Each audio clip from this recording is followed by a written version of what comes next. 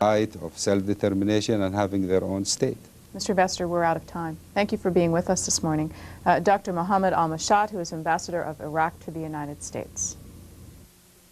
Wednesday on C-SPAN, Representative James Traficant, a Democrat from Ohio, will be our special guest. He'll discuss the economy in Middle America and his views on foreign aid. Phone in with your questions and comments Wednesday beginning at 8 a.m. Eastern Time, 5 a.m. Pacific Time.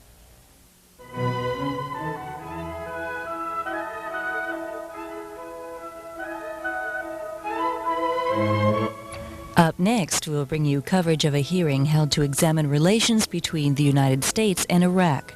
Testifying before the House Foreign Affairs Subcommittee on Europe and the Middle East is John Kelly, the Assistant Secretary for Near East and South Asian Affairs.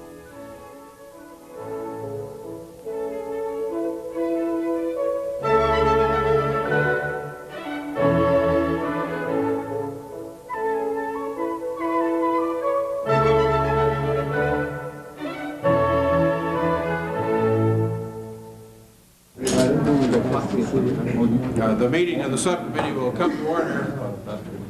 The Subcommittee on Europe and the Middle East meets today in open session to discuss U.S.-Iraqi relations. Today we will hear testimony from the Assistant Secretary of State for Near East and South Asian Affairs, the Honorable John H. Kelly. The subcommittee's last open hearing with Mr. Kelly was on March 7th to discuss U.S. policy toward Afghanistan. Of particular interest to the subcommittee today will be recent negative statements by President Saddam Hussein of Iraq, a proliferation of weapons of mass destruction in the region, Iraqi efforts to acquire military technology illegally from the West, and of course U.S. policy toward Iraq.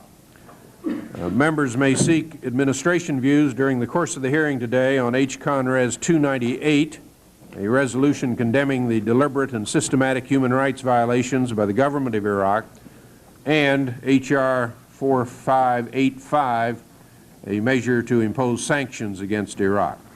Mr. Secretary, we welcome you, of course, before the subcommittee. As usual, your prepared statement will be entered into the record in full, and you may proceed to summarize your statement before we turn to questions. We are pleased to have you. Thank you, Mr. Chairman. It's an honor to be here with the subcommittee again today. I welcome this opportunity to review with the committee our relations with Iraq. Early in this administration, Mr. Chairman, a review of our policy in the Persian Gulf was conducted, part of the administration's overall review of key areas of our foreign policy. An effort was made to go back to basics and to rethink the premises on which we operate. The result was a conclusion that U.S. interest in the Persian Gulf and in Iraq were likely to become increasingly important in the decade to come. One reason, of course, is energy. Gulf producers account for about 70% of world excess oil production capacity, and over the next 10 years, they will be called on to cover increasing percentages in world consumption. Worldwide, Iraq's oil reserves are second only to those of Saudi Arabia. Another reason for our interest in the Gulf and in Iraq is the danger of proliferation of nuclear, chemical, or biological weapons and the missile systems to deliver them. Again, the importance of Iraq is clear. We also knew, of course, that in the final analysis, only a policy based on American values and principles will succeed. This meant that human rights would be a central consideration for us. These fundamental concerns and interests will continue to guide our diplomacy with Iraq. We had reestablished full diplomatic relations with Iraq in 1984, after Iraq expelled the Abu Nidal terrorist gang and was removed from the list of states that support international terrorism. By October of 1989, we could point to some modest developments on issues of concern to us. Iraq had ended its arms supply to General Michel Aoun in Lebanon. Iraq was discussing a new constitution which potentially would provide greater recognition of human rights. Iraq had participated in 2 disarmament conferences on chemical weapons and had joined as an observer the Conference on Disarmament in Geneva, where we are working towards a comprehensive ban on chemical weapons. On the Middle East peace process, Iraq was deferring to the parties more directly involved, including Egypt and the PLO. Since then, Iraqi actions have raised new questions about Iraqi intentions in the region. In February, I visited the Gulf and met with President Saddam Hussein. A week after my visit, President Hussein gave a harsh speech to the foreign ministers of the Arab Cooperation Council in which he criticized our naval presence in the Persian Gulf as a threat to the region. We've been told that Iraqi resentment of our criticism of Iraq's abysmal human rights practices in our 1990 report may have been a factor. We stand by that report. It is as accurate a characterization of the human rights situation in Iraq as we can make from the facts available to us. We wish that the facts were more favorable. We'll continue to speak out to urge the government of Iraq to improve its record in this area. In February, a U.S. citizen of Iraqi origin was arrested in California on charges of conspiracy to commit murder. Although he was released for lack of evidence, subsequent investigation showed strong ties to a diplomat at the Iraqi mission to the United Nations. The U.S. citizen was later indicted by a grand jury in California. We determined that the behavior of the diplomat went beyond acceptable bounds. He was expelled. In retaliation, Iraq expelled a U.S. diplomat in Baghdad, an action we believe was unjustified. In March, Iraq executed Farzad Bazoft, a journalist working for a British newspaper. We deplored the failure of the Iraqi government to respond to international appeals for clemency. In late March, U.S. and British customs collaborated to defeat an apparent Iraqi attempt to smuggle military electrical components called capacitors, well suited to nuclear weapons uses. We do not believe Iraq is close to possessing a nuclear weapon, and we recognize that Iraq's nuclear program is under safeguards of the International Atomic Energy Agency. But the attempt to smuggle these items raises serious questions about Iraq's willingness to live up to its commitments under the Non-Proliferation Treaty. Also in March, we learned that Iraq had placed missile launchers at its H-2 air base near the Jordanian border.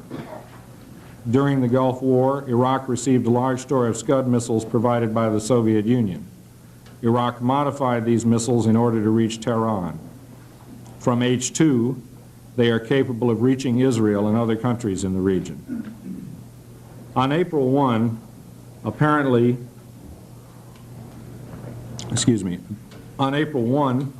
in reaction to growing international criticism of Iraq, President Hussein made a speech to an audience of Iraqi military officers in which, among other things, he threatened to, quote, I quote, burn up half of Israel, end quote, in retaliation for an Israeli attack on Iraq, and stated that Iraq possesses dual chemical weapons. Mr. Chairman, our policy towards Iraq has been to attempt to develop gradually a mutually beneficial relationship with Iraq in order to strengthen positive trends in Iraq's foreign and domestic policies. Recent developments taken together are serious. They raise questions in our minds about the intentions of Iraq's leaders towards such international commitments as the Non-Proliferation Treaty and the Geneva Protocol banning the use of chemical weapons.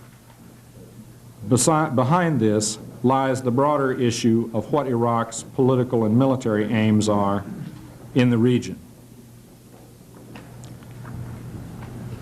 To summarize very quickly the remainder of my statement, Mr. Chairman, we have no economic support or military assistance programs for Iraq. We limit and monitor closely sales of articles which might be useful in the military domain or might be dual-use items.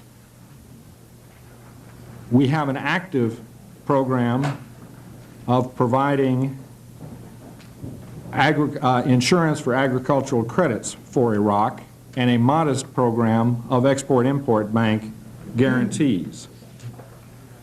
We are concerned by the activities of Iraq, and deeply so.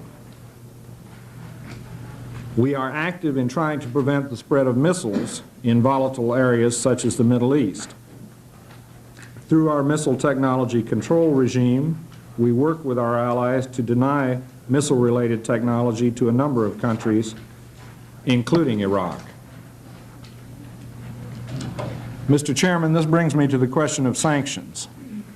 I am well aware there is strong sentiment on this committee and elsewhere in the Congress for trade sanctions against Iraq. If those of us in the administration thought legislating trade sanctions would have the effect of promoting the goals we share with this committee and the Congress, we would not hesitate to support their imposition. We simply do not believe that to be the case.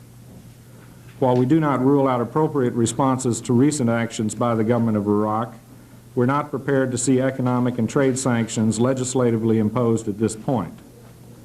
Instead, we believe Iraq has clearly received the important message of unanimous U.S. government concern over its recent actions, and we are hopeful that the government of Iraq will move quickly to bring U.S.-Iraq relations back to a more positive level. For these reasons, the administration opposes imposition of legislated sanctions. They would hurt U.S. exporters and worsen our trade deficit. We do not see how sanctions would improve our ability to exercise a restraining influence on Iraq. The government of Iraq is well aware that its recent actions have caused a deterioration in U.S.-Iraqi relations. The visit of Senator Dole and his colleagues to Baghdad helped bring home to Iraqi leaders the damage which has been done. We believe it is important to give the government of Iraq an opportunity to demonstrate that it does indeed wish to reverse this deterioration in relations, and we are therefore opposed to legislation to impose economic sanctions. It is a fact that Iraq's reckless words and actions have raised new questions about Iraqi activities and towards its commitments to the 1925 Geneva Protocol banning chemical weapons use and to the Non-Proliferation Treaty. To dispel these questions and avoid further damage to Iraq's international standing, it is up to Iraq to observe scrupulously its NPT and other international commitments. It is similarly up to Iraq to demonstrate in practice its professed commitment to respect internationally recognized human rights standards. Mr. Chairman, Iraq is an important and difficult country which poses a challenge to American foreign policy. Our policy must consider a complex number of elements involving regional security considerations, human rights concerns, and the proliferation threat. Iraq will have a significant influence on the political and economic landscape of the Persian Gulf and the Middle East in the years to come, for better or for worse. If Iraq should seek to play a spoiler's role in the Middle East peace process, threaten the security of Israel and other countries in the area, and continue to violate human rights on a widespread scale, the United States and Iraq would become increasingly at odds. We would take appropriate action on behalf of American interests. If, however, Iraq plays an increasingly responsible role and cooperates with international efforts to control proliferation of non-conventional weapons and to improve its abysmal human rights record, the U.S.-Iraq relationship will improve with benefits for both countries. Thank you, Mr. Chairman. Thank you very much, Mr. Kelly. We'll proceed under the 5-minute rule. What stands out to me in your statement is the view that you think the conduct of the Iraqi government toward us may improve. Is that your impression, and is that a factor in not applying the sanction, in not supporting the sanctions? Mr. Chairman, the potential for improvement in conduct is certainly there. The Iraqis have been talking about a new constitution and a expansion of participatory democracy. The government of Iraq has, since the new year, lifted travel controls on its citizens, for example, and for the first time in a long time permitted its citizens freely to travel outside of Iraq. That is a a single example of a loosening of the regime's constraints, but there are discussion of other loosenings of constraints, what we would consider to be improvements in human rights. So we think the potential is there. Let me emphasize the point this way. For example, on page 9 you say you do not support the imposition of the sanctions. Then you go on to say, while we do not rule out appropriate responses to recent actions, we're not prepared to see economic and trade sanctions legislative imposed at this point. There's a very tentative character to your position with regard to Iraq at this point. Is that correct? And you're really giving, there's a kind of a testing period coming up here for Iraq and this relationship. In that sense, Mr. Chairman, I think you're right. We're not saying that under no circumstances would the administration endorse the imposition of sanctions. We're saying now that we believe that we should, to use your word, go through a trial period to see whether there's any potential for improvements in their behavior and in our relationship. Now, as your statement acknowledges, we've had some very strong attacks by President Saddam Hussein on the United States, denouncing the naval presence of the United States in the Gulf, saying he would gas half of Israel with the dual chemical weapon if Israel attacked Iraq. What's driving this leader at this moment? What's motivating him to say these things and to do these things at this point? It's always hard to know the inner motivations, Mr. Chairman. There may be, and some reporters have asserted that there is, a widespread fear in Iraq and in Iraqi governing circles that Iraq may be threatened in the near future by military attack, either by Israel, again by Iran, or even, as far-fetched as this sounds, by the United States. So that it may be that there is an atmosphere of apprehension that a military attack is impending. We do not believe that to be the case, I should make clear for the record.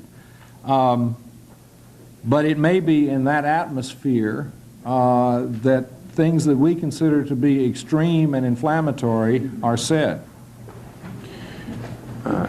Your analysis of it is fear that prompts him, fear of invasion or attack by another country.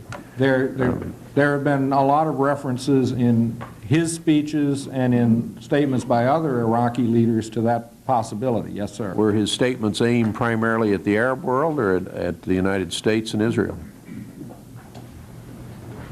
Excuse me, are you talking in terms of the immediate audience, or? I just wondered who he's talking to. For instance, the early April speech in which he, among other things, threatened to burn half of Israel in retaliation for any Israeli attack, the setting was a television address to the people of Iraq, and it was not a formal address with a text. He was in a room with a group of people, at times entered into conversation with the people, but it was not a prepared, written-out text, and it was very much in the context of the President of Iraq talking to the people of Iraq. Was it a calculated remark or off the cuff? Well, it was off the cuff in the sense that he was not speaking from a text, but I have to believe that everything a president of a country says is a calculated remark.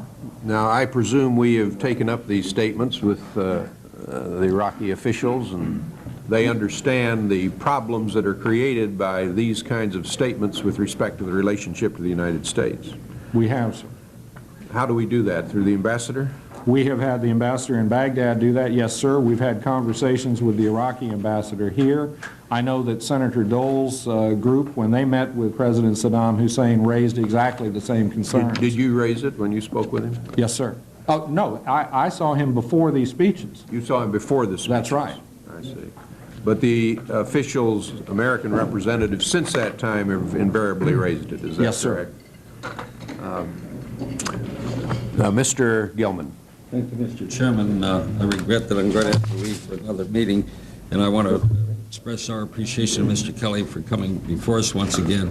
Mr. Kelly, is it correct that our nation is providing roughly $1 billion in CCC credit guarantees to Iraq? That was the figure for the last fiscal year. For this fiscal year, it has been $500 million thus far that were released, and a second $500 million tranche is under consideration, sir. And what are those used for, Mr. Kelly? Those are used for the purchase of food grains, other food products, a little amount of timber, but basically farm products in the United States. Can you tell us how extensive the Iraqi provision of weapons to other countries is in the Middle East? Are they providing weapons to other nations? I am not aware that the Iraqis are providing weapons to other nations currently at all. They provided some weaponry last year to General Aoun and his forces in Lebanon, but as far as we know, that was discontinued in September. And can you tell us about their missile capability? What kind of missiles do they have at the present time? They have Scud missiles, which were originally provided by the Soviet Union. I believe the North Koreans may have also sold some Scud missiles. And the Iraqis, through their own indigenous efforts, have improved and extended the range of these Scud missiles, initially so they could strike Tehran, the capital of Iran, during their war with Iran. But that augmented range provides a considerable enhancement in the striking ability. They have other missile programs under development for long-range missile systems, and in December attempted the launch of what would be a nascent space launch vehicle program. What is the extent of the range of their missiles? Off the top of my head, it is in the range of 550, 600 miles. And are those missiles capable of striking Israeli territory? They are. And do they have chemical warheads? We are not certain that there are chemical warheads on those missiles, but certainly that possibility cannot be ruled out. Who are the chief suppliers of missile technology to Iraq? The suppliers of missiles originally were the Soviet Union and North Korea. The technology to expand the range has come from the efforts of Iraqi scientists working in Iraq, but there have undoubtedly been pieces, parts, components supplied by a number of Western suppliers. Any specific countries, the Western suppliers? Let me see if I have something on that, Mr. Chairman. Well, to save time, I'm going to ask you if you would supply that to the committee. Fine, what do you estimate to be the size of Iraq's chemical weapons stockpile and annual production? That we would have to supply on a classified basis and would be happy to for the record. Provide that, Mr. Chairman, ask that it be made part of our record. Yeah, without objection. In your judgment, is Iraq now determined to develop a nuclear capability, and how far are they along in that? The attempt to procure these capacitors, known in the press as nuclear weapons triggers, certainly has got to lead any neutral observer to the conclusion that they're pursuing a nuclear weapons program. Iraq has a peaceful nuclear program under International Atomic Energy Agency safeguards. There is no certainty as to how far along the Iraqis are towards a nuclear weapon. Some experts have said they are 8 to 10 years away. Some have said it would be 4 to 5 years. That would in part depend on the amount of external equipment that they were able to procure. So if we and the other Western nations are successful in denying them equipment, it would be a longer period of time, perhaps a decade. If not, it would be a shorter period of time. Which nations are helping Iraq in developing their reactors? I'm sorry, sir? Which nations are assisting Iraq in developing their reactors? The reactor which operates or is almost rehabilitated in Iraq Osirak was originally supplied by France in the 1970s. How long would it take for Iraq to produce enough fissile material for a nuclear weapon from that Osirak reactor? I don't know the answer to that. I'd have to supply that for the record, if I may, sir. And is Osirak the only source of fissile material for an Iraqi nuclear weapon? To the best of my knowledge, that's correct. Can you tell us what the situation is with the Kurds in Iraq? There are in Iraq around 3 million Kurds who live primarily in the northern part of the country. They have been intermittently in rebellion, or a great number of them have been intermittently in rebellion against the government of Iraq over the past several decades. And the government of Iraq has been in a hot or cold war with many Kurdish forces over the last 25 or 30 years. Excuse me. In the waning days of the Iran-Iraq War, the government of Iraq undertook a renewed military campaign against Kurds in the north, during which they used chemical weapons against Kurdish villages. Subsequent to the conclusion of the Iran-Iraq War, the government of Iraq undertook a resettlement program to clear a corridor along their border with Iran of all population, and they relocated entire villages away from the border towards the interior of the country. We estimate that affected probably 500,000 people. Are they still in that removed area? Yes, no one has been resettled in that empty zone along the border. Are any Kurds imprisoned at all? I'm sorry, sir? Are there any Kurds imprisoned? Yes, indeed. I'm certain there are. And do we have any idea of how many? I'm sure that's in our human rights report, and we can supply that for the record. Thank you, Mr. Chairman. I've exceeded my time. Thank you for allowing me to move ahead here. Mr. Gilman, Mr. Lantos. Thank you very much, Mr. Chairman. Welcome, Ms. Secretary. With all due respect, Ms. Secretary, I detect an Alice in Wonderland quality about your testimony. And let me tell you why. You recite accurately a chamber of horrors.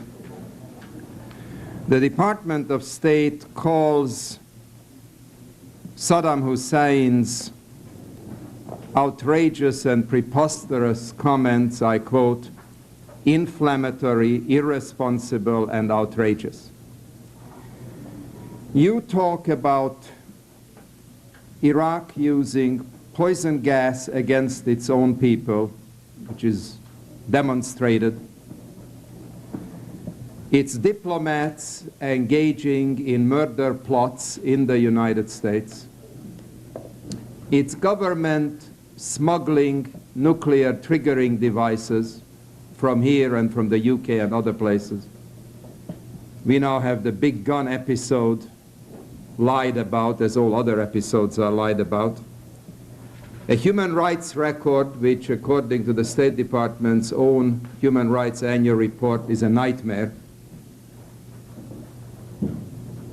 And then you sort of express the hope, which boggles my mind, that somehow this will change and Iraq under Saddam Hussein will turn in the direction of being a responsible and civilized and peace-loving and constructive member of the international community.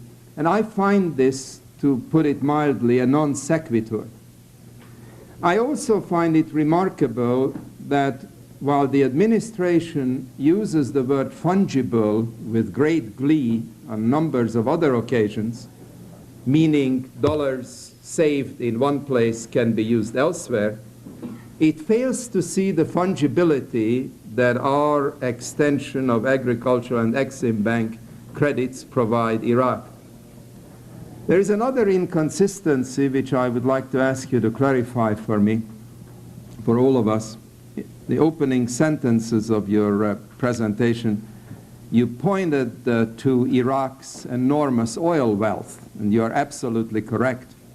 Well, if Iraq has such enormous oil wealth, why does it need these commercial subsidies and financial subsidies from the United States? Why can't it buy at open market rates? The only sort of Well, let me just make one other observation before I ask you to respond. You drew a dichotomy between words and deeds. We are not just dealing with words, although the words that Saddam Hussein is spewing forth, I have not heard since Adolf Hitler, who also had to be believed when he said he will wipe out by gas a very significant portion of the people. I believe Saddam Hussein. I don't think he would have the slightest pangs of conscience killing half of the people living in Israel. He would probably rejoice and have a banquet at the end of that day. There are such people, Mr. Kelly, and Saddam Hussein, by his statements and by his actions, poison gassing Kurdish children, running the most bloody and murderous dictatorship on the face of this planet, is one of these people. Now, at what point will the administration recognize that this is not a nice guy, that conceivably sanctions are appropriate? I mean, sanctions were appropriate vis-à-vis Nicaragua in the view of the administration. Did Nicaragua have a worse human rights record?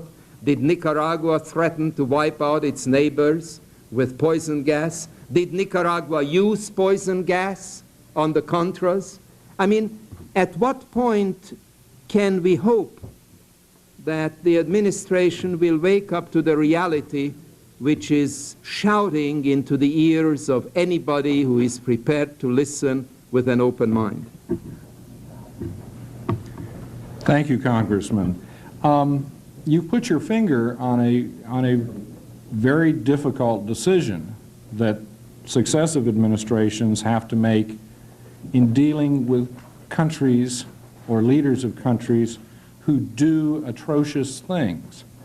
I remember the great debate in the early years of the Reagan administration when President Reagan referred to the Soviets as an evil empire.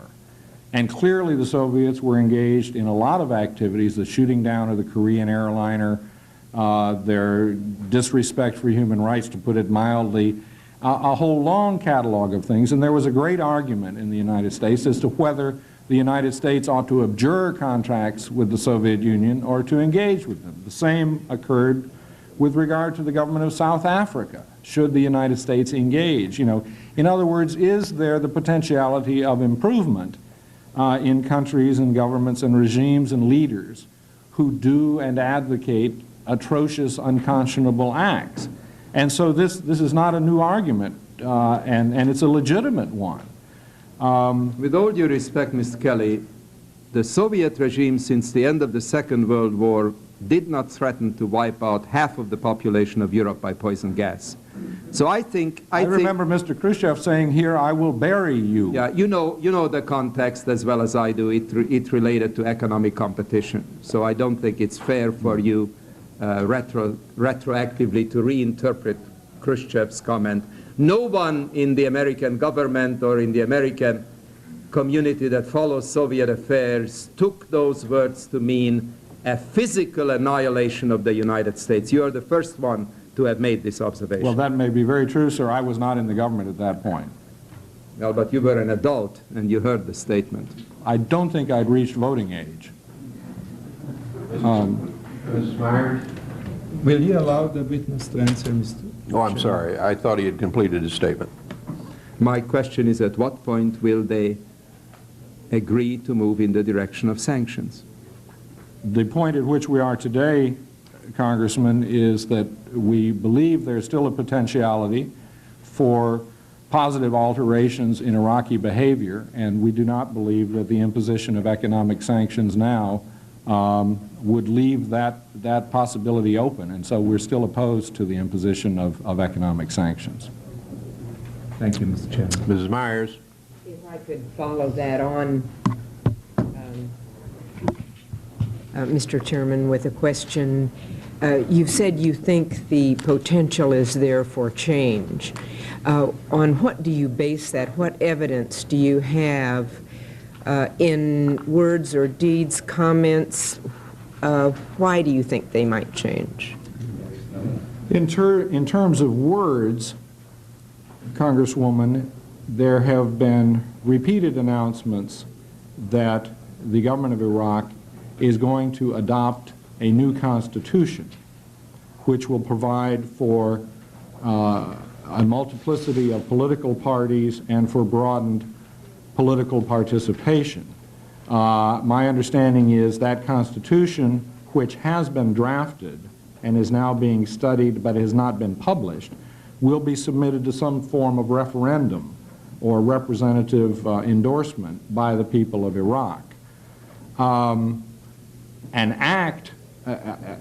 action which has happened and which we have noted is the lifting by the government of Iraq on travel controls for its population, which permits Iraqi citizens to travel outside of their country. There were elections in 1988 for the current Iraqi parliament, and while certainly we would not describe them as free, fair, or democratic, the fact of the matter is that there were candidates from the ruling Iraqi Ba'ath Party who were defeated in those elections. So it wasn't the sort of automaticity that one saw in a number of countries where, 98% of the voters went out and rubber-stamped the candidates. There were candidates who were defeated who belonged to the ruling Iraqi party. So there are at least the signs of the potentialities. But, one swallow doesn't make a spring. Nevertheless, we believe that there is at least the possibility of improvement, and we want to try to encourage that improvement. There has been nothing since their comments, though, in February that indicated that they were sorry for their comments, that they were backing off in any way from the attack on the United States, and then the comments about Israel. They have not publicly retracted any of the comments about the United States or about Israel, nor to my knowledge have they privately retracted any of them. They have argued that the American military presence in the Persian Gulf may be a threat to countries in the region, and they have argued that they are potentially subject to attack by Israel, and it was in that context that they talked about retaliating against Israel. What's been the reaction in the Arab world, particularly in Egypt and Saudi Arabia, and in Europe also, against about the Iraqi comments in the speeches in February and April? The reaction in the Arab world has been varied. I don't think the Saudi government has said much or anything publicly about it. The governments of Egypt and Jordan, among others, have publicly acknowledged the concerns that Iraq has and have attempted to understand and justify the Iraqi statements. In Europe, the British government has shared our negative reaction to the kind of statements and threats which have come out of Iraq. The other European governments have not, to my knowledge, commented publicly. Now, some of them may, so let me say that with the proviso that we will check the record, and if there are statements by other European governments, we will provide them for the record. Thank you. About 8% of our oil at this point comes from Iraq. Does our concern about oil supply have anything to do with our patience with Iraq? I would respectfully submit that our attitude is more than patience. It is one of concerned activity. But certainly we are concerned about Iraq because it holds the second largest oil reserves in the world, and the importance of those oil reserves in the Persian Gulf will only increase over the next 10 years. So certainly energy is very much a factor in our thinking about Iraq. HCON Res. 298 is a resolution condemning the deliberate and systematic human rights violations by the government of Iraq. Does the administration support or oppose this resolution? Our position is that we can support that resolution with one change in the language, which I think has been provided to the authors of the resolution. I'd like to ask along those lines about Senator Dole's comments concerning the resolution about Jerusalem.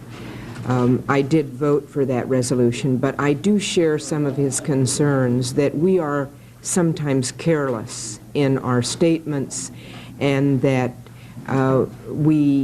there's a potential for making a situation worse than better. Would you comment on that?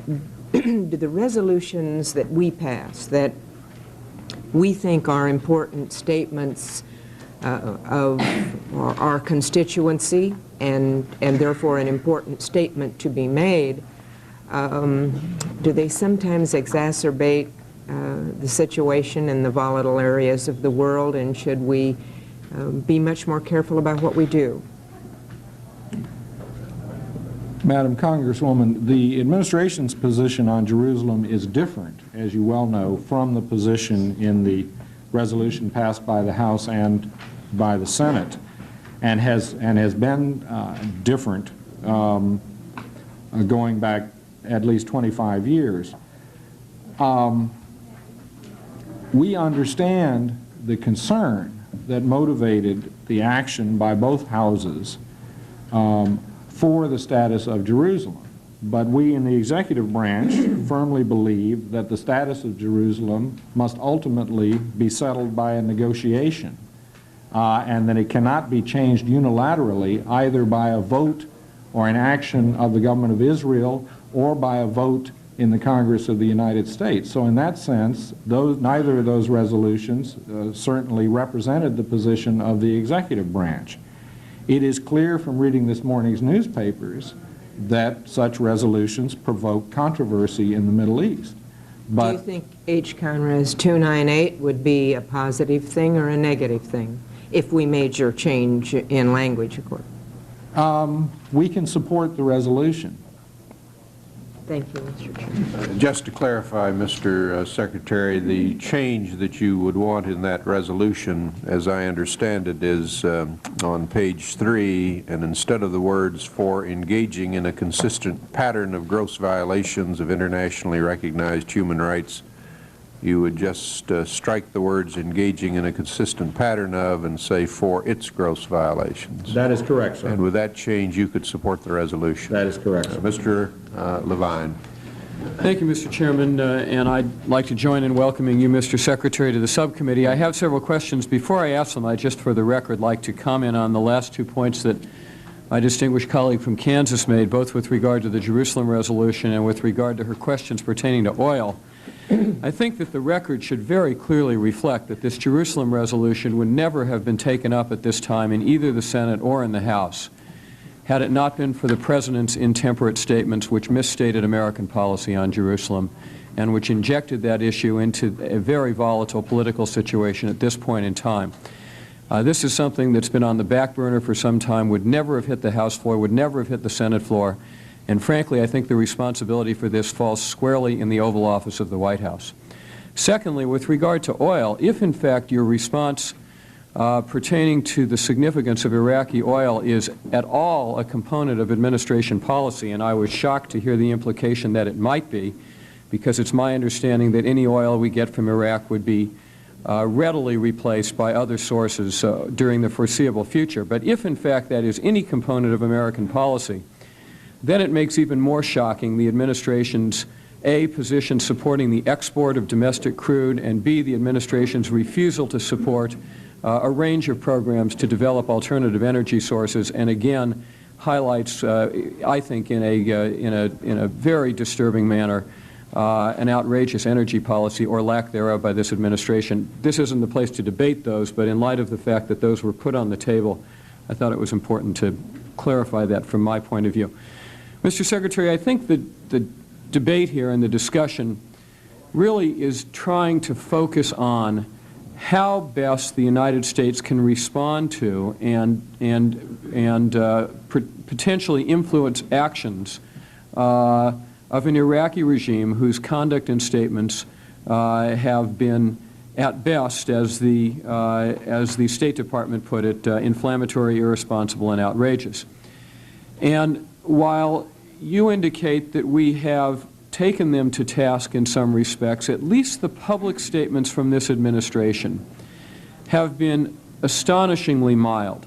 And I think you put your finger on it when you talked about the administration's response to the murder of the British journalist, when you said we deplored that action. In fact, that was the strongest statement that I recall coming from the administration. I don't know how we can more effectively urge a change in Iraqi conduct, and evidently that's the issue that you're grappling with as well. So far, being polite and restrained appears to have not only gotten us nowhere, but in fact been the precursor, or perhaps been irrelevant to, but it's occurred in the course of increasingly inflammatory Iraqi actions and statements, and you've outlined them yourself.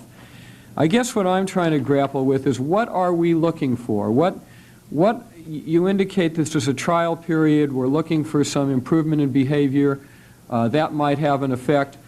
On the one hand, what is it that we're looking for? What type of improvements in behavior, what types of changes in Iraqi policy would be something that the administration would conclude warrants a continuation of a very mild policy, on the one hand? On the other hand, how far must they go before the administration embraces a much tougher policy, the type of sanctions legislation, for example, contained in Mr. Berman's legislation and other sanctions legislation that's been before us? My concern is that while this administration has been as benevolent and warm and friendly as can be to China, the Chinese continue to poke us in the eye in a variety of respects and continue to degrade the human rights of their own people. Administration policy toward China has clearly been a failure, and I am very, very worried that the benign administration looking the other way and holding out the olive branch toward Iraq may yield the same type of frustrating and exasperating results. What is the positive conduct you're looking for, and what negative conduct would finally trigger an administration response in the direction of sanctions? You've put your finger, Congressman, on the dilemma that one faces in dealing with a regime like this. Obviously, what we want to see them do is to stop abusing human rights. We want to see them stop violating laws of the United States. And broader than that, we want to see them behave responsibly in line with their treaty commitments under, for instance, the Non-Proliferation Treaty and other international agreements into which they've entered. You described our attitude towards Iraq as benign, and we are not in a position where we're doing favors for Iraq. For instance, the two programs which are controversial with regard to Iraq are the CCC credit program and the XM insurance program. And if I might take a few moments to talk about those. Under the CCC program, financing for the purchase of American agricultural products is insured, which the Iraqis go out and buy these commodities at market prices. There is not a concessionary rate or price for the American agricultural products. They are purchased at world market prices. What the CCC credit does is provide insurance to whoever finances the sale that in the case of an Iraqi default, the U.S. government would make good the obligation. The Iraqis have not defaulted on any of these. Now, it's very simple. We can cut this off, and then the Iraqis can buy the same wheat or rice or whatever from the Australians, the Canadians, or the Europeans, or any other supplier in the world. You're not contending that this does not facilitate Iraqi purchases of these commodities? It makes it more attractive to come to the United States, yes. for Iraqi purchasers. That's right. That's right. But what I'm saying is that the Iraqis are spending their money for the purchases, and they can spend that money from other foreign suppliers. And the same applies for the XM credits. Again, these are not subsidized rates. This is an insurance to an exporter against default, non-payment by the Iraqis. The European countries and Japan have much more extensive export credit programs than do we. Ours is $200 million, and that's used, for small purchases in a rolling amount, and that covers a whole range of things, from hardware supplies to motor vehicles to 1,000 different products. But if we cut that off, the Iraqis can still buy those same things, but from other countries. In other words, we're not going to have any. With all due respect, Mr. Secretary, you're not answering my question. You're justifying the particular programs, and I'd be happy to debate them with you. I think they clearly benefit the Iraqis more than they do us. But that wasn't my question. My question is, at what point do we move towards sanctions, and what is it that you're looking for from Iraq, not a justification for the programs that we have in cooperation with Iraq? Well, I addressed the second part of your question in my opening remarks. At what point do we move towards sanctions? That is a hypothetical, and it's difficult to answer. But as the Secretary of State said yesterday before another body of the Congress, we haven't ruled them out. And, we're not giving an automaticity to the opposition to sanctions. Thank you. Mr. Berman. Well, thank you, Mr. Chairman. I appreciate the opportunity to participate in this hearing, since I'm not a member of the subcommittee. Mr. Secretary, a number of different questions I'd like to pursue with you, but let me just first continue where Mr. Levine was going. First of all, it's not just agricultural credit guarantees or insurance and export-import bank credits and insurance. It's also, if I'm not mistaken, the licensing of products that are on our commodity control list that are dual use in nature, items like computers and other millions of dollars of such commodities that have been being licensed for sales to Iraq by U.S. suppliers now. Isn't that correct? Products that have military applications or dual use which could contribute to their military program are not being licensed. No, sir. You're saying no items, we're not licensing any items on the commodity control list now to Iraq? No computers? We have 4 pending cases of which I'm aware, Congressman. I'm aware of about, my understanding is about $16 million, $60 million worth of items on the commodity control list have been licensed to Iraq in the past year. That I don't know, but I'd be happy to try to supply for the record. I think you're suffering here from a lack of information. You might check with the Department of Commerce. The fact is there is substantial commerce in dual-use items going to Iraq right now.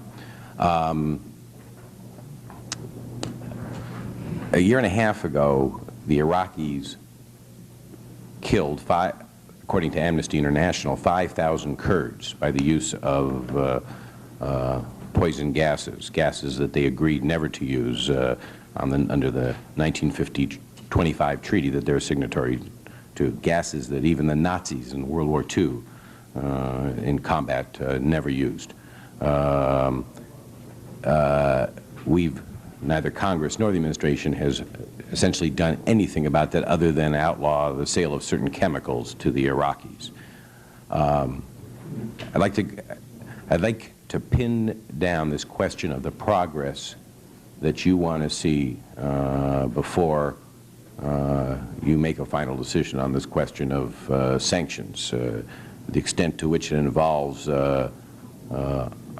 legalizing a free press in Iraq, a multi-party democracy in Iraq, correction of the numerous human rights abuses that were cited in the Human Rights Report, indication that chemical weapons will never again be used by Iraq. The fact is, whatever you want to say about who supplies and where the Iraqis can get, we don't insure these items to Iran or to Libya. We don't allow American Vietnam veterans to go back to Vietnam on a tour even if they choose to do so for their own personal or reasons. This administration's policy with respect to sanctions is not a philosophically complete one. I understand the Secretary's aversion, the administration's aversion to the use of economic sanctions. You don't have a philosophically consistent position here. I'd like to know what it is that the bill that's been introduced has a long way to go before it is even sent to the President's desk. I'd like to know what it is you want to see happen in Iraq that would cause you to reach a final conclusion that it is not appropriate for us to even move with these most modest of sanctions, sanctions which, if they were to pass, would be far less than the sanctions we have against a number of other countries in this world right now. I think my goals for Iraqi conduct are very much the same as yours, Congressman. I think, as I said earlier, adherence and respect for the international treaties, including the 1925 Chemical Weapons Treaty, the nuclear... But they've just breached it in the most massive and flagrant way, and in a fashion that, as far as I know, is unsurpassed since the signing of that treaty. I mean, a year and a half ago, against their own people, after the ceasefire with Iran. I mean, what do you want to see in the area of chemical weapons use? With respect to Libya, we have total sanctions on them because they're involved in the production of chemical weapons. Here, the Iraqis have used them. What do you want to see? The sanctions on Libya predate their involvement with chemical weapons and were imposed because of their terrorist attacks on Americans. With regard to the Nuclear Non-Proliferation Treaty, we want to see conduct from Iraq that demonstrates that they're living up to the Nuclear Non-Proliferation Treaty. The International Atomic Energy Agency carries out inspections of the nuclear facilities in Iraq. And obviously, if the Iraqis have a covert program aimed at diversion of nuclear materials or construction of a weapon, we want that not to go forward. We want it terminated. In the area of human rights, our human rights report, published a couple of months ago, gives an extensive catalog of the things that you mentioned, and obviously we wouldn't be pointing these out as and describing the record as abysmal were it not for a concern over the fact that these atrocities have taken place, and we want to see a cessation of this and the publication of a new constitution that does grant rights to Iraqi citizens, etc. So, let me. I do have the feeling that Tom Lantos shared earlier of Alice in Wonderland. They're caught in the act of a covert effort to bring in material and equipment that you yourself say demonstrates an interest in developing a nuclear weapon capability.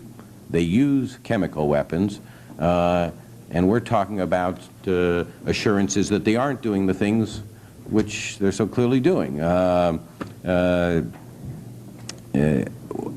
the way, the assurances with respect to chemical weapons, it wasn't until this episode in Saddam Hussein's speech that I ever heard the Iraqis acknowledge that they used the chemical weapons that the entire world knows that they used against the Kurds and against the Iranians in very recent times.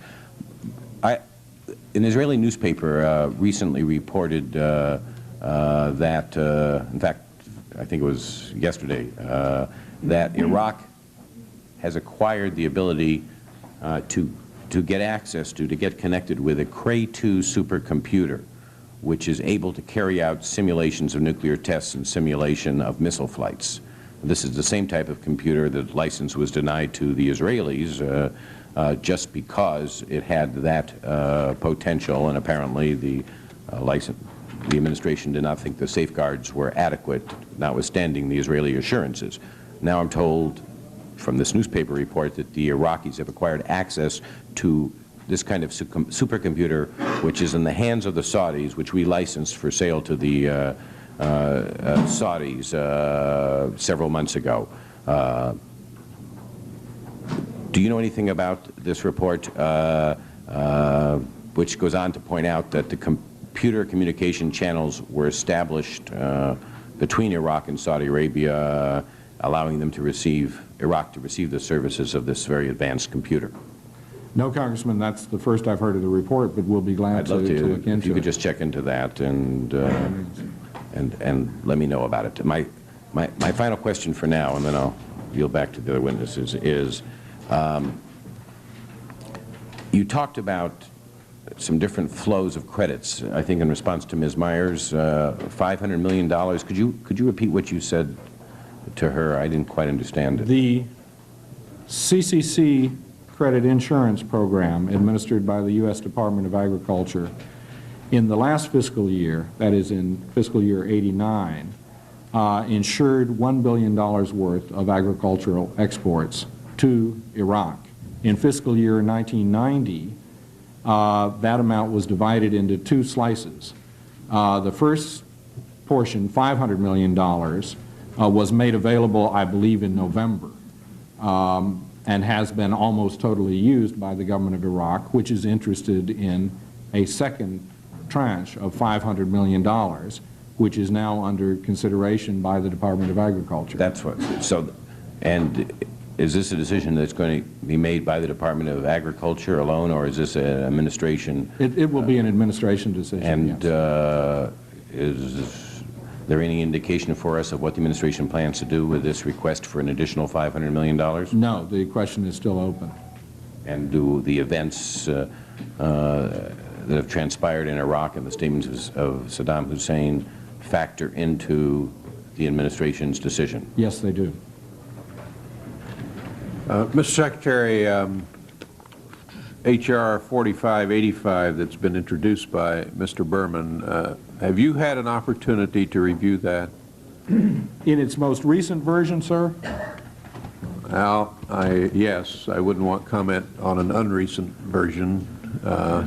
Yes, sir. I got it last night with the latest changes. All right, now, it's not my intention to put you on the spot here, but it is my understanding that it is only paragraphs F and G on page 5 relating to assistance from international financial institutions and denial of access to the Export-Import Bank that changes present policy and practice. Is that your understanding or not? Paragraph you mentioned? The assistance from international financial institutions. It may be that you want to answer this later. You see my interest. My interest is to know what in this bill changes present policy and practice. And if you want to analyze that and get it to me promptly, I'd appreciate it. That'd be fine, sir. Okay, let's do it that way. All right, because that, is that all right, Mr. Berman, to, you may want to make a comment here. I didn't hear the last comment. There's nothing in this legislation that deals with either agricultural credits or agricultural credit insurance. I understand that. I myself, left to my own devices, wouldn't mind getting into that area, but the bill doesn't. It does cover one other area that would, at least one other area, in addition to the Ex-Im Bank issue and the role of the United States in the international financial institutions. That's this question of dual-use items. I know ever since Iraqi came off the list of countries supporting terrorism, an action that was made by the way, at the time that Abu Nidal was still based in Baghdad, but we don't have to relive all of that. But that there's been significant dual-use items sent to Iraq. You know, there's been an effort to make sure that they aren't being used by the military. There have been helicopters, there have been computers, there have been a number of items. So that's a third area that this bill would impact. Is that your impression also, Mr. Secretary, or do you know? I don't know the answer to that. But let us give a detailed... Let's get an analysis of the bill in front of us so we know exactly what changes would be made in practice and policy as a result of the Berman bill. Now, Let's talk a little bit about these weapons of mass destruction. What I'm interested in really is what we are doing as a government to try to stop the proliferation of these exotic weapons. All right, let me take them in sequence. All materials or products which could have application to the development of a nuclear weapons capability are prohibited for export. In addition, we work... By us, but not our allies. We have an agreement with other nuclear suppliers, in other words, other countries capable of providing the technology and the materials for this. I want to talk also about the other weapons, chemical, nuclear, biological, all of them. Yeah, I understand that, sir. But in the nuclear area, there is an agreement among the nuclear suppliers that involves the Western Europeans, the Japanese, the Soviets, and others on restrictions of provision of materials which could enhance the ability to make nuclear weapons. So that is in effect in the nuclear zone.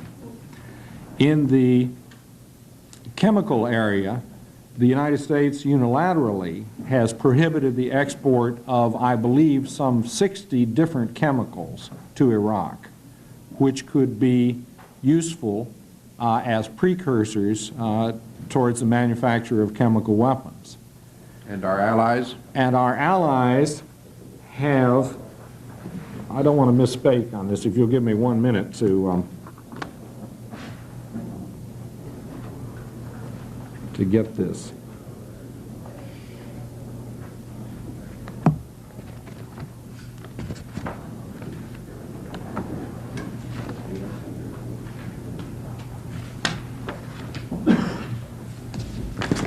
The allies, through the Australia group, attempt to limit the export of, again, chemical precursors or materials which would enhance chemical weapons. But that is a recent agreement internationally. And they're effective?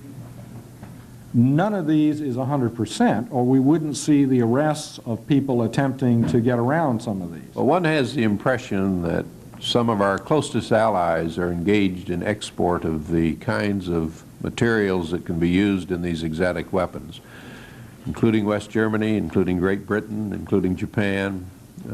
Is that an accurate impression? Well, there's a differentiation among each of those countries. The West Germans clearly a few years ago had major problems. Do they now? They are improving their record and have legislation in the Bundestag which really tightens up. They brought criminal cases against people who have exported. Well, I was told at least a year ago that that bill that you're talking about in the Bundestag would be enacted, and it has not been, as I understand it. That's my understanding also, Mr. Are you comfortable, are you satisfied with the efforts that our close allies are making to stop the export of these materials? I am convinced there could be improvements, Mr. Chairman. What else are we doing? In the area of missile technology, the delivery systems at extended ranges, there is a missile technology control regime, again involving the United States and countries which have technology which is applicable to limit and cut off the supply of equipment which would lend to the establishment of missile capabilities beyond a certain range and payload. Now, what is that? That's just kind of an agreement. That's a missile regime. It's an agreement that's been entered into. By whom? Entered into. Who are the signatories? The principal Western Europeans, the Japanese. Sorry? China? China has not.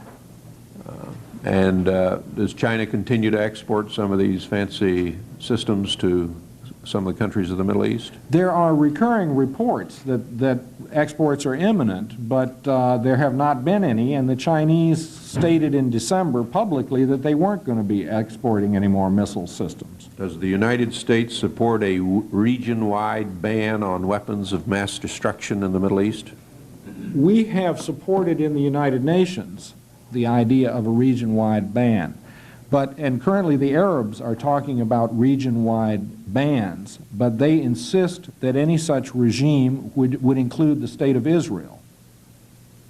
And if it does not include the State of Israel, then they're unwilling to negotiate on it. Is that their position? I think that's basically it, yes, sir. And Israel's position? I'm not a spokesman for the Israeli government, but they have been reluctant to enter into schemes.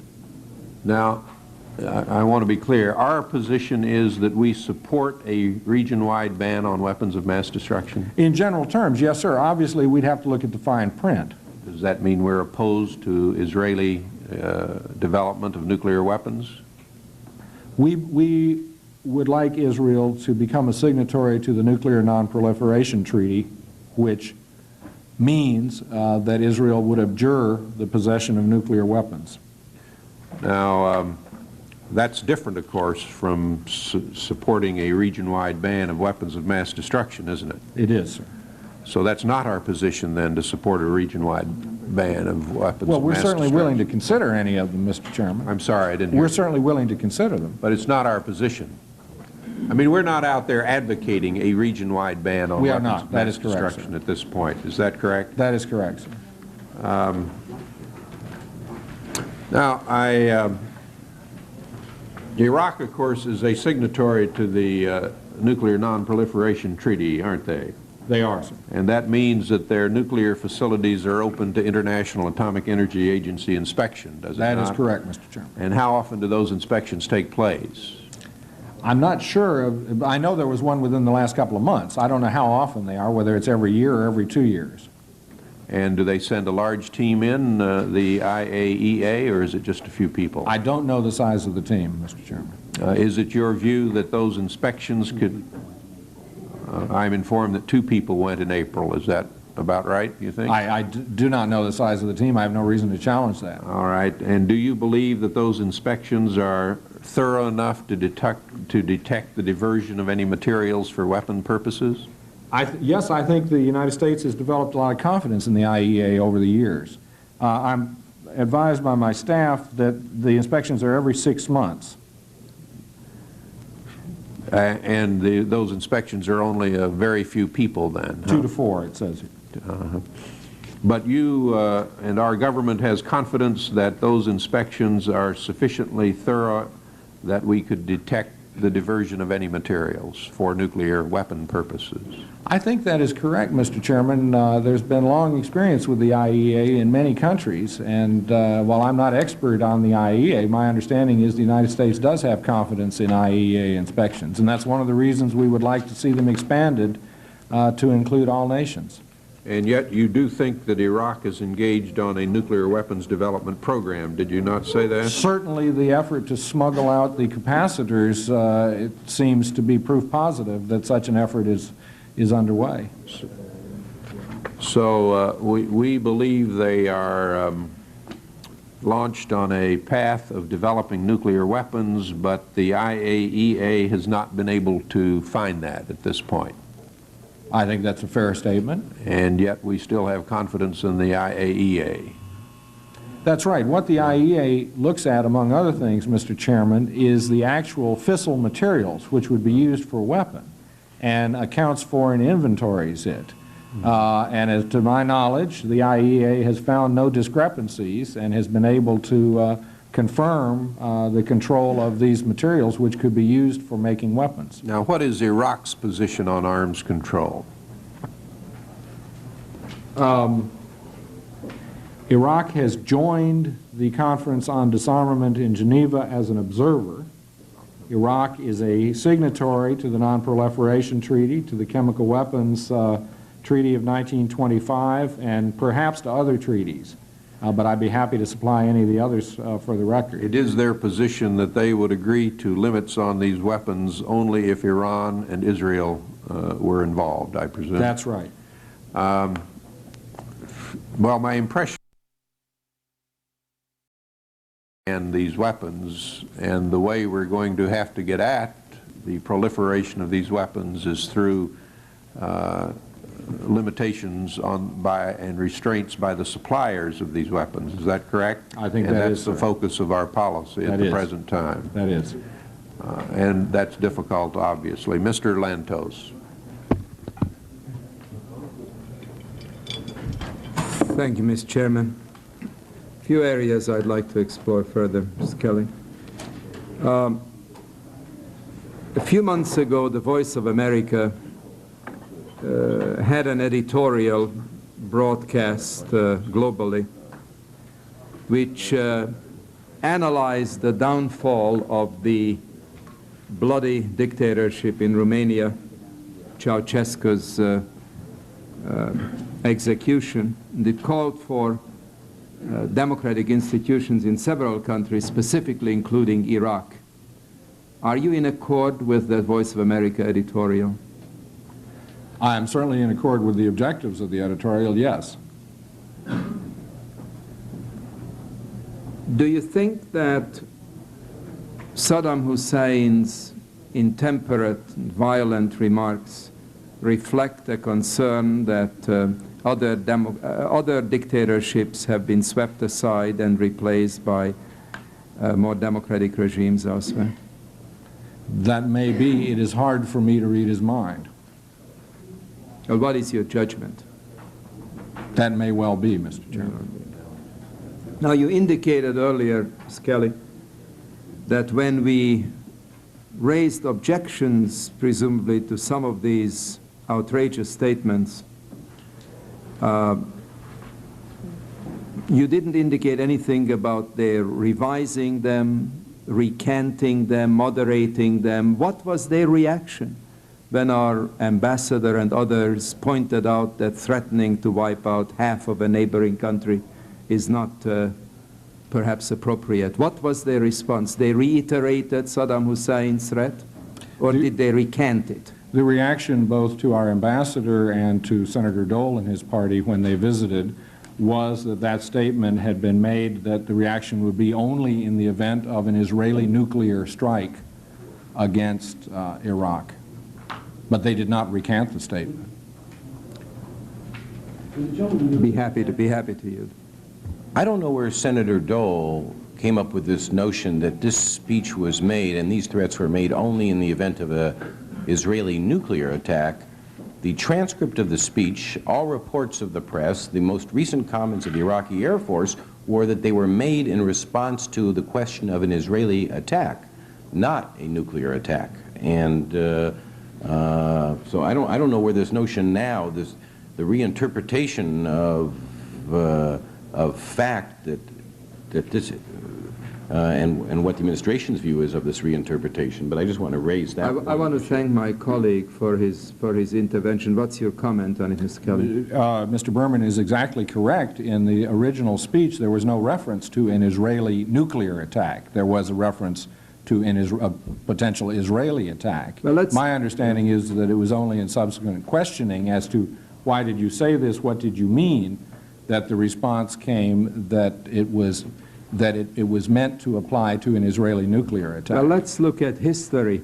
In 1981, Israel attacked by conventional means Iraq that was about to develop nuclear weapons. If you go back to the congressional record, Mr. Kelly, you will find a floor statement by me applauding that brilliant and surgical move, which, had it not taken place, the Iran-Iraq war could have gone nuclear, because Saddam Hussein certainly wouldn't have hesitated using nuclear weapons.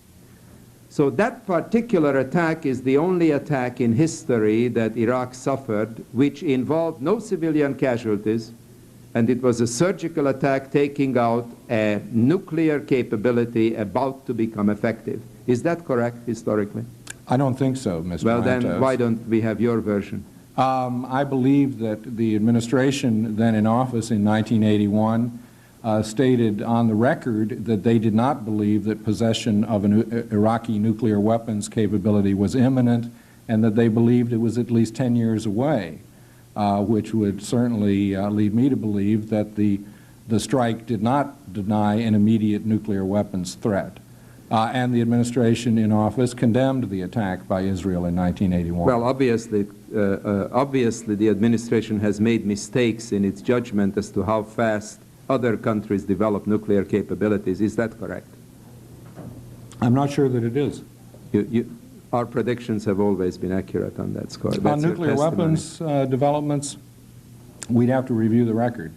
Well, taking your 10-year figure, the 10 years are up.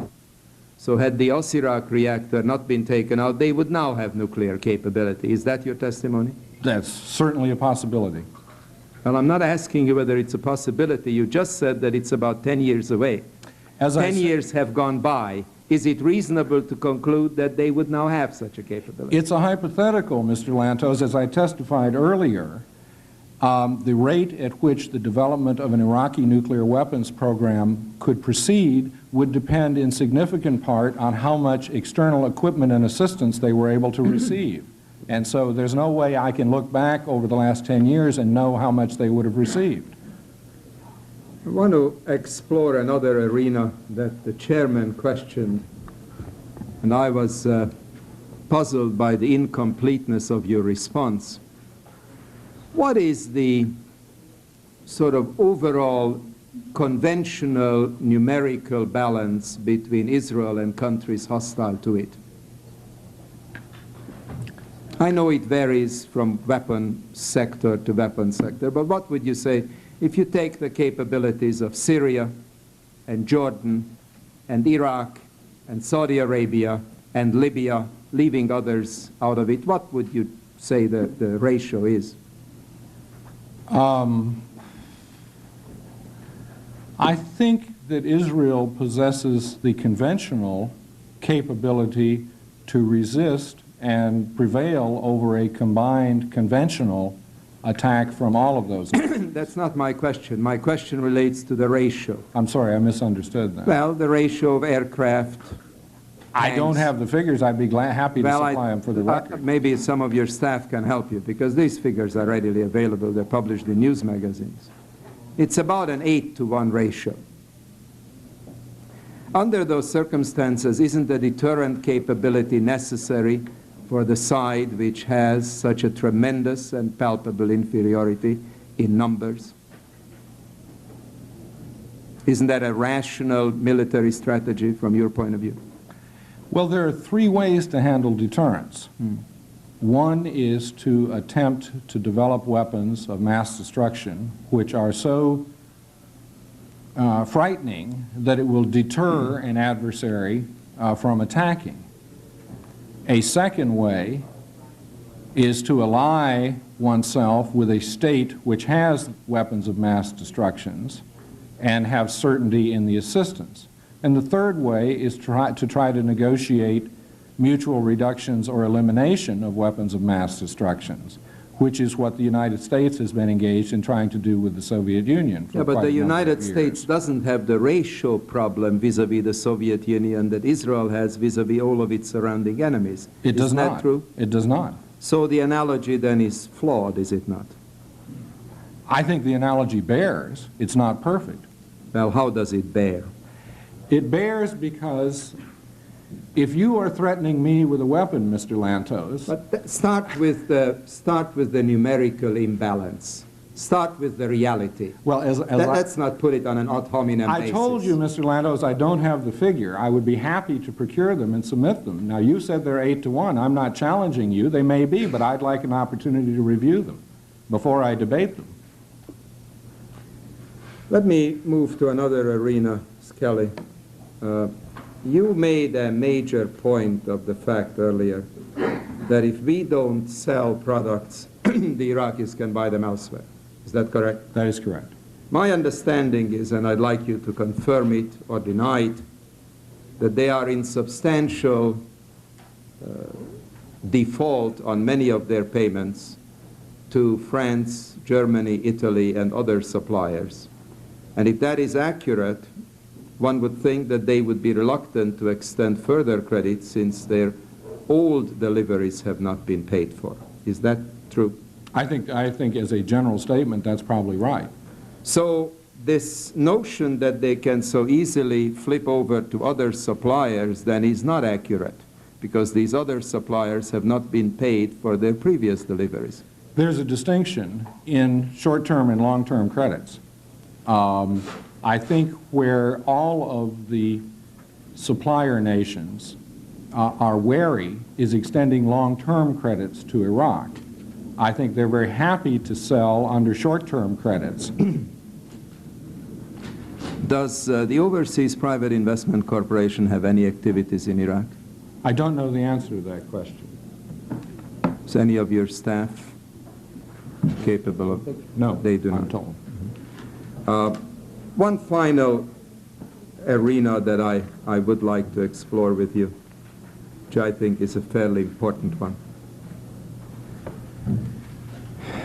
By inference and by direct statements, you have sort of expressed a judgment on the impotence of our administration in bringing together a concert of allied nations in establishing sanctions against Iraq.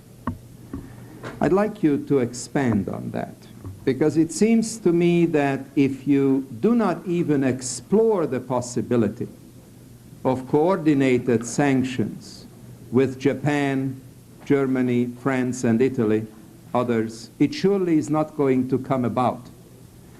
Now, I would like to have you explain to us, Mr. Kelly, what efforts have been made along these lines to develop a coordinated, concerted, allied approach to Iraq, particularly in view of the fact that, for instance, our British friends were outraged that a London-based journalist was executed by Saddam Hussein's regime.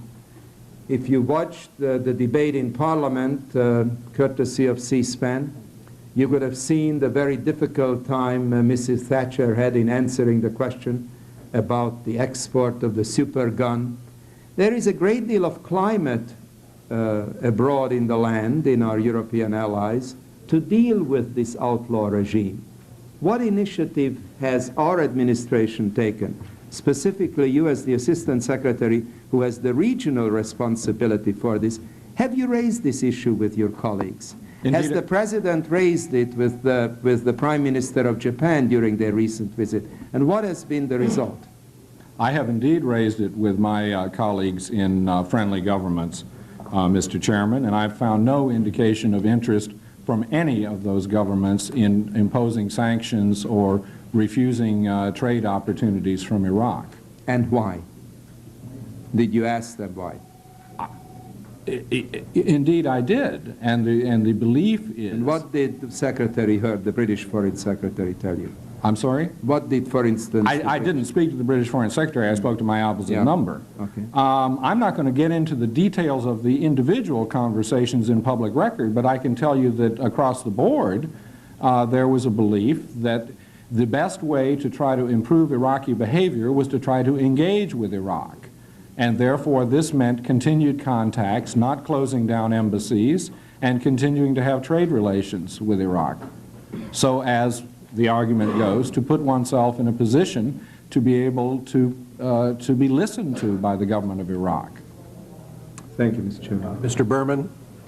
Thank you, Mr. Chairman, and I'll be brief. I might just point out sort of parenthetically that I do recall sometimes when administrations were surprised by the ability of other countries to develop a nuclear capability. I think the American intelligence community and the American administration, when the Soviet Union exploded an atomic bomb and then when they exploded a hydrogen bomb, there was a certain level of surprise, not to mention Sputnik, not to mention... I think you're right. Not to mention, as far as I understand, a few months ago, a bit of surprise when the Iraqis demonstrated an ability to put a rocket in space, and I take your point. Okay.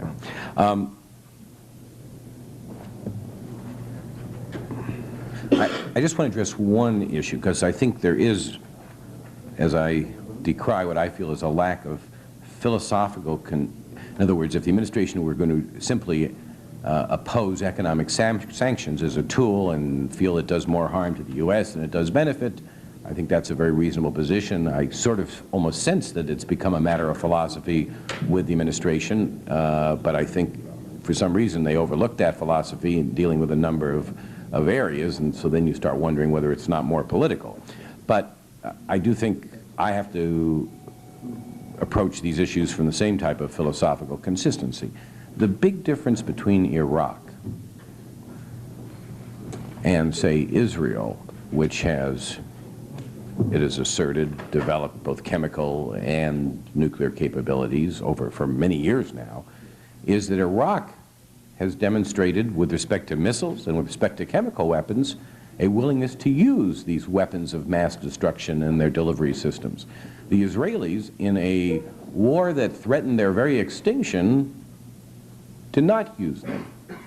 Even the Syrians who were and others who were developing these capabilities and who are supposedly have these capabilities, at least to this day, thank heavens, have not used them.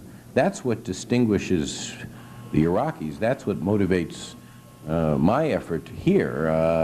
And I think it's just an important and a very substantial difference here that has to, when there's an effort to lump everybody in, and the fact is, you talked about Saddam Hussein changing the position after his initial speech and making his threat to use chemical weapons and wipe out half the Israeli population was conditioned on a response to an Israeli nuclear attack. I met with the Iraqi ambassador 2 weeks ago. He referred to Saddam Hussein's speech as a gesture of peace because he was telling the Israelis that if they attacked, this is what they could expect. Not if they made a nuclear attack, if they attacked. I have not heard the clarification that apparently Senator Dole has heard or others have heard from Saddam Hussein's initial remarks. Final point on this question of sanctions and their viability. Back in just a little bit of history here that I happen to have been personally involved in. Back in 1982, President Reagan took Iraq off the list of countries supporting terrorism, which meant the end of certain kinds of sanctions. Iraq was in the middle of the war. This administration was an obvious tilt to Iraq during the course of that war. Some think since then as well. But that action was taken notwithstanding the fact that Abu Nidal was still based in Baghdad, still engaging in terrorist operations using Iraq as his base, and there was support. This was a classic case of country support for terrorism. There were other terrorist organizations active there at the time as well. I introduced legislation to restore them to the terrorist list. The administration opposed that legislation. That legislation moved through the House, and then it moved through the Senate. It was in a conference committee and on a bill, the Export Administration Act, that was about to go to the President. During the course of that time, I was told over and over again by administration officials and by our ambassador to Iraq that the threat of that bill became a very useful tool. The threat of that legislation became a very useful tool in dealing with Iraq on the question of Abu Nidal, who was subsequently expelled from Iraq and from Baghdad, and in the case of other activities, which, and including statements by the Iraqi foreign minister indicating their willingness to no longer use terrorism as an instrument of national policy and no longer provide support for terrorists, and that the possibility of sanctions reoccurring and being reestablished was helpful to the administration in achieving a specific policy goal, which in this case was to eliminate or lessen Iraqi support for terrorism. The only thing I'd suggest in the course of all this is spend at least as much effort attempting to make the changes that, as you say, we share in Iraqi policies through the possibility, if no other argument obtains, the possibility of sanctions as you do trying to defeat the sanctions legislation. Thank you, Mr. Chairman. Mr. Secretary, we'll just try to wrap up with a few questions here. I think I heard you say earlier that I wanted to check it. 1/4 of all U.S. rice exports go to Iraq. Is that? I did not say that. I've heard that figure. I've heard it also said that it's 1/5, 20%. But I don't know. I understand the Rice Growers Association are circulating some documentation on that. We'd like to know exactly what that figure is. Now, of course, the oil imports are substantial. We get about 8% of our U.S. import of oil from Iraq. That's right. That's the 675,000 barrels. Is oil a factor in your desire to arrest the decline in relations with Iraq? Certainly. And that doesn't mean that oil drives our policy. But oil is something we have in mind. Why would we be increasing our Iraqi oil imports at this particular time, given the status of the relationship which you have described? Well, the individual non-governmental oil companies and oil traders make the purchases. So the government of the United States doesn't decide the allocation of purchases among countries, except in the unusual situation in which an embargo is placed on a country. Isn't there enough excess capacity in the oil market now to cut or eliminate the Iraqi imports?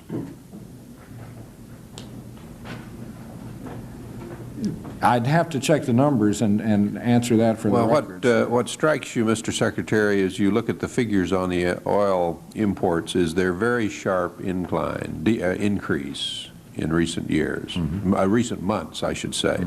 And my recollection is they've gone from about 400,000 barrels per day up to this 675,000 you quoted in your statement just within the last few months. There has been an increase indeed, sir. Is there any subsidy from the federal budget going to Iraq in all of this transactions you've described? Is the American taxpayer subsidizing in any way the Iraqi government?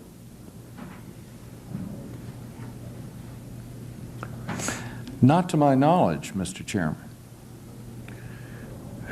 The credits and guarantees that you mentioned previously are credits and guarantees that flow to exporters. Those are, yes, those are insurance in effect to either American financial institutions or American exporters.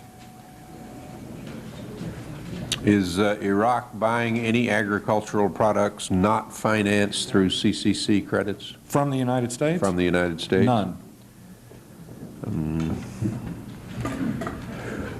Is there any indication that if we were not to buy oil from Iraq that, excuse me, is there any indication that if the sanctions were put on that they would cut off oil exports to the United States?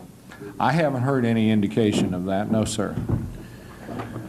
I wanted to check on a few relationships that Iraq has with other countries. They have a Iraqi-Jordanian military cooperation agreement, do they not?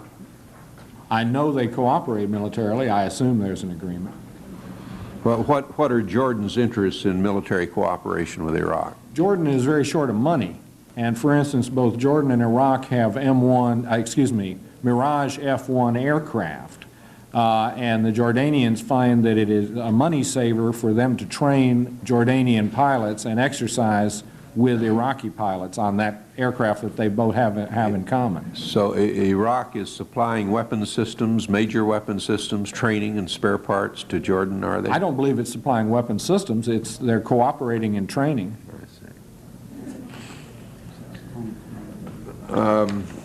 Now, do they have any military cooperation with other countries in the region?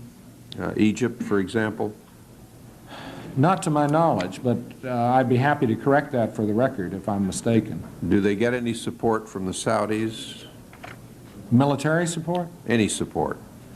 They did during the war receive financial support from the Saudis. Is that continuing? I believe it is not.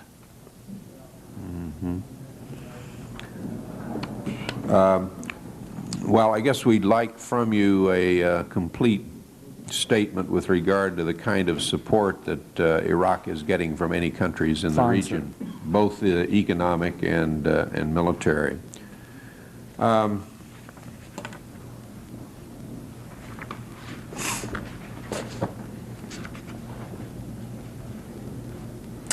Is it your understanding that Israel has the capacity to take out the Iraqi military sites, missile sites? I'm hesitating because I don't want to inflame anybody's situation, but Israel has a remarkably effective military capability, yes. Well, if Israel were to do that, would Iraq then be able to retaliate? against Israel directly? I believe Iraq possesses a capability to retaliate, yes. So that no matter how forceful and how accurate an initial Israeli strike might be, it is our judgment under those circumstances that Iraq could retaliate directly against Israel. That's That's your understanding? That is my understanding. And that attack by Iraq under those circumstances against Israel could inflict considerable damage on Israel? I think that's correct, yes.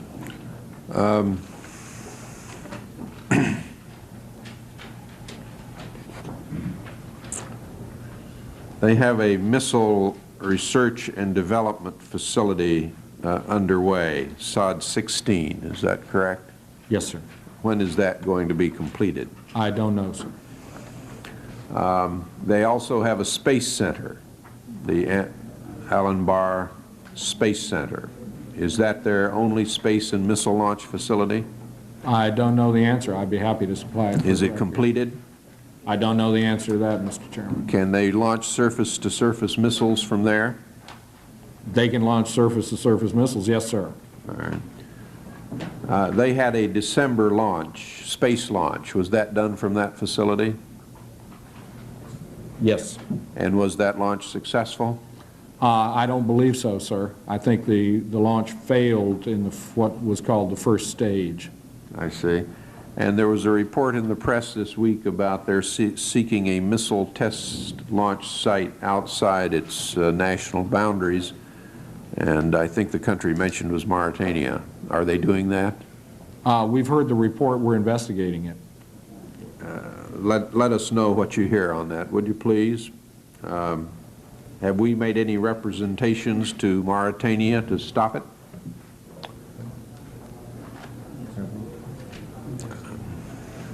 We've taken it up with the Mauritanians. And you'll let us know the result of that, I presume. All right. Okay. You made reference in your statement to this U.S. citizen of this Iraqi origin that was arrested in California. That relates, I think, to the also to the Iraqi mission in New York, where there have been allegations that mission has been involved in attempts to assassinate some of Iraqi's political opponents in the United States. Is that right? I'm sorry, I don't quite understand the question. The allegations are that there are people in the Iraqi mission in New York that are seeking to assassinate some of the opponents of Iraq in the United States. We expelled an Iraqi diplomat from the UN mission. Because of that? We don't want to go into great detail, but there was certainly a connection, Mr. Chairman. The FBI arrested someone in February, an alleged Iraqi hitman in California. That is correct, sir. Now, is there anything in that case to suggest the involvement of the Iraqi mission in New York? If I could, sir, I'd like to provide that to you on a classified basis. Is there some effort now underway to go after the Assyrian community by Iraqis here? I don't know if one can say that in a general sense. I understand the California case involved people from the Assyrian community.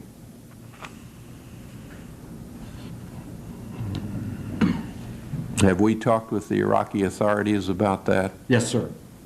Can you tell us the nature of those contacts? I'd like to supply that to you on a classified basis, Mr. Chairman. Are there any moves underway to expel any people from the Iraqi mission in New York? Any further, I guess? We've already expelled one. I wouldn't want to go into that in open session, Mr. Chairman. Was there another matter? Without objection, I'll submit in the record at this point a statement by Congressman Christopher Smith. Now, Mr. Secretary, we're to meet with you with regard to the PLO in private session, And I think what I would like to do is to begin that session in a few minutes in room 2200. Are you available Yes, until what time? 12:15? All right, I have to check at the full committee. The full committee is in session discussing another matter, and I will do that immediately and then try to meet you in room 2200 for our further discussion. And the subcommittee stands adjourned. No, before that, we will be submitting some questions to you, I think, for response. And I'm most anxious to get back your analysis of that, the bill that Congressman Berman has introduced. Subcommittee stands adjourned.